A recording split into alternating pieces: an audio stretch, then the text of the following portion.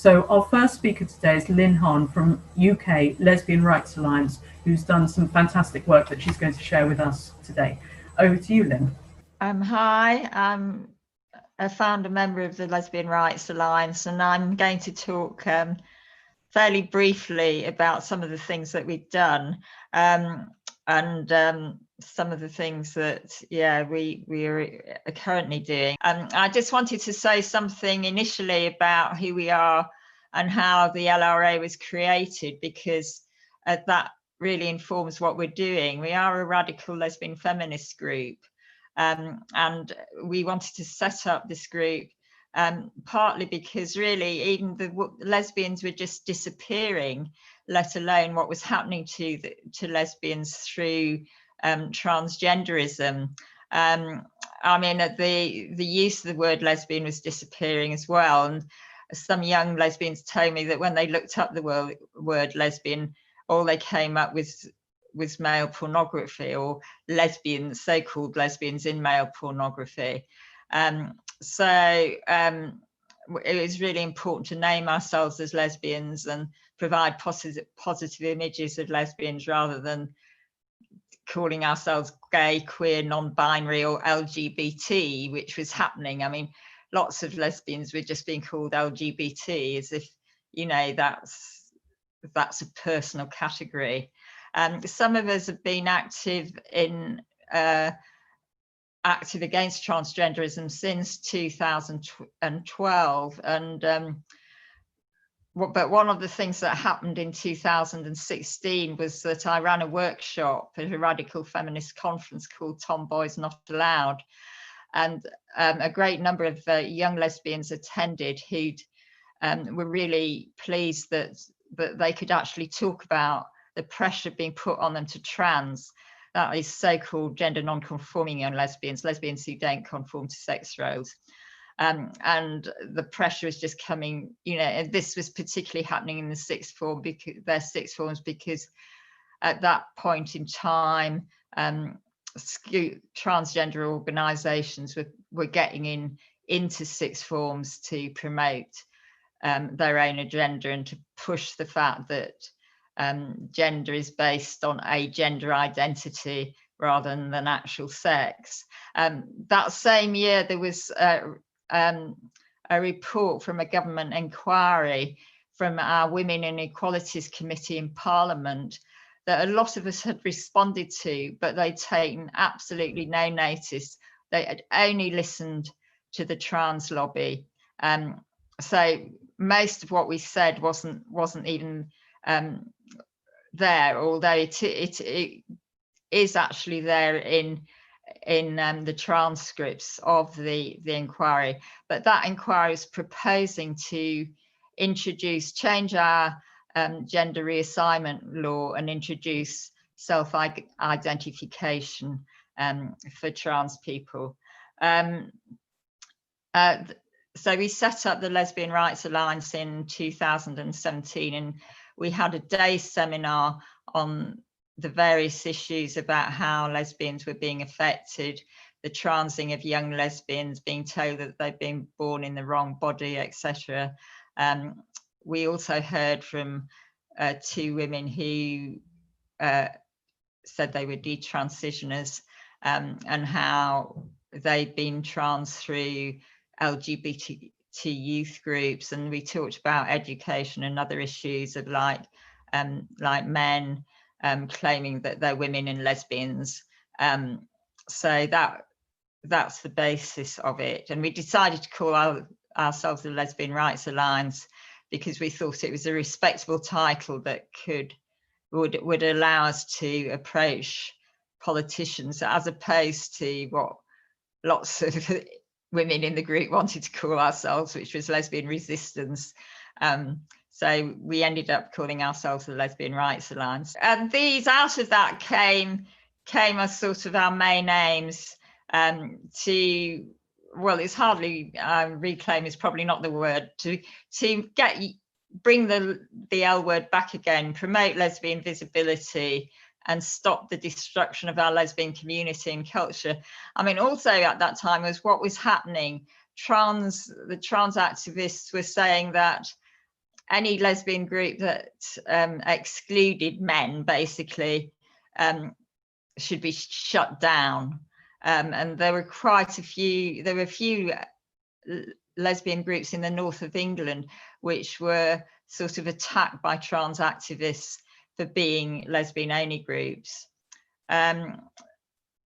Obviously stop heterosexual men identifying themselves as lesbians and claiming that they have right to sexual access to us and to enter lesbian only spaces. And we were getting, as soon as we set up really, and as soon as we were sort of online, we were getting loads of attacks from male transgender activists calling us, saying they wanted to kill us, saying they wanted to rape us, etc., etc. So we were experiencing, as soon as we said you know, that lesbians is about same-sex attraction, not same gender attraction, which is what the gender identity ideology says, we began to be attacked.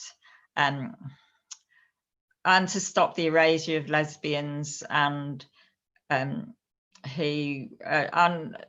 lesbians, we found out, and transition for lots of different reasons. A lot of them get bullied at school, and transitioning is seen as a way out. And it's also a way of resisting sexist and sexualized stereotypes of girls and women, which lots of lesbians in our youth would probably call tomboys, have been doing all our lives.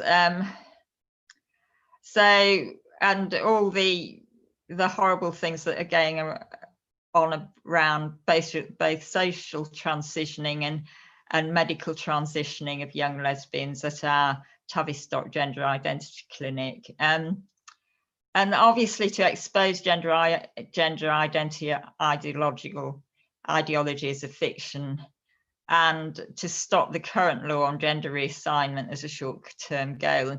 And that is actually happened. The government has said it's not going to do that, but it's met with huge resistance from the trans lobby, including some MPs and Lords in the House of Lords. So we shall see how much that's adhered to. Our strategies, and one of the things that certainly we found, and I don't know if other women have found, but politicians had, and certainly when we began, had very little understanding about transgenderism and what it meant. You know, you have to remember that they're very busy people and that they, you know, dealing with loads of different topics, but and most of them literally believed that if you were trans, you change sex.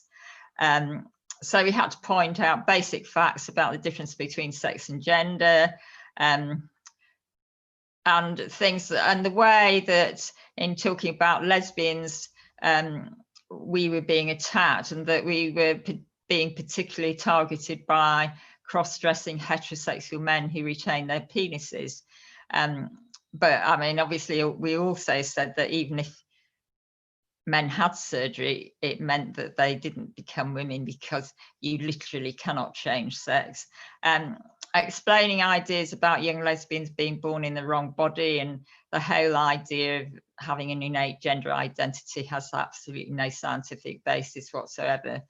And challenging the myth that transgenderism is the new feminism, because this is what certainly some female MPs thought, and they thought they were just calling us old-fashioned 70s and 80s feminists, and that we weren't going with the flow. And this is also what the chair of the Women's and Equality committee that had done the report on transgenderism, Maria Miller, thought. And so it was really, one of the things that it was really important for us to do was involve the voices of young lesbians and who had not detransitioned. And we had in our group a number of young lesbians who were in their early 20s who had resisted the pressure on them to transition, and were prepared to come and talk to politicians, although not able to be public on YouTube, for example, but they were prepared to come and talk to politicians and MPs, and they came to talk when we had a talk with the Women's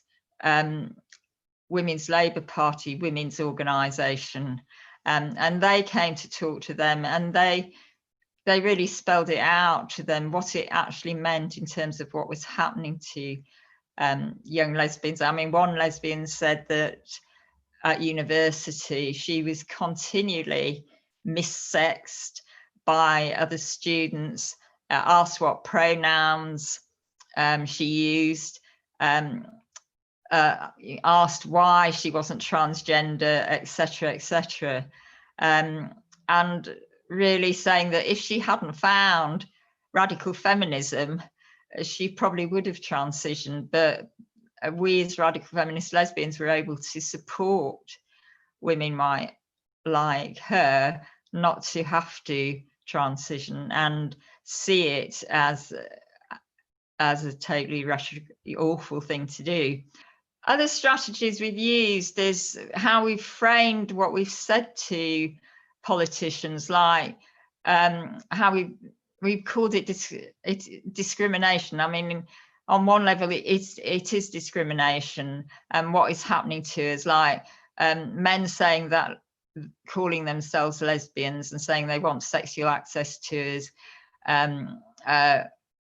is discrimination, and also calling it homophobia, because that's a concept that most of the politicians we've talked to understand as a concept, and it's explaining to them that what's happening is that, for example, in the transitioning of young lesbians, basically what is happening is they, in terms of transgender, they have been turned into heterosexual men. So that's how you're representing it as transphobia. And then finding politicians who are allies. I mean, in the beginning, there was only one politician in the House of Commons, a conservative male politician who gave as a lesbian and gave platforms to lesbians in Parliament to have meetings and platforms to radical feminists. So, but with women Labour MPs, although they were understanding of what they were saying, they were just not prepared to stand up to the trans lobby, and that is also the case, basically. Whereas now there are quite a few Conservatives who are prepared to oppose the trans lobby, and it's, I mean, in our view, it's probably what makes Labour more unpopular to the general population, because a study actually has been done which says that I can't, it was a YouGov poll or something, which says that the general population doesn't support men in women-only spaces, for example. So anyway, we really have had made no progress, or hardly any progress, with policymakers such as the Government Equality Office,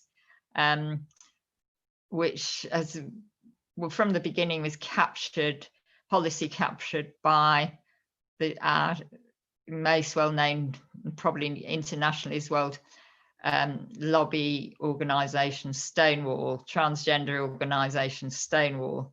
The only thing that when we met with them several times, the only thing they would accept was that, and told us that we should deal with, that was when we get online threats from men claiming to be women, like saying they want to rape us, etc., we should report it as a hate crime to the police. That's been their only response.